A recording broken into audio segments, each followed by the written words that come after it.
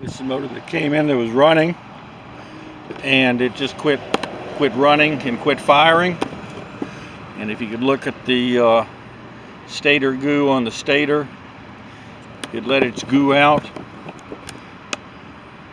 and it's cracked.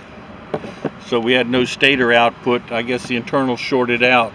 Sometimes when that happens, you're lucky and it doesn't take the pack out, but in this case it took the pack out. So once we replaced the stator, it still wasn't firing, so we put him on another pack.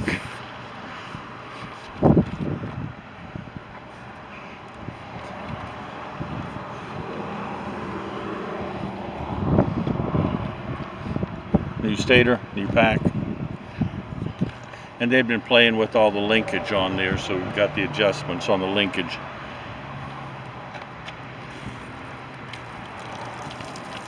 Thank you. Clear prop.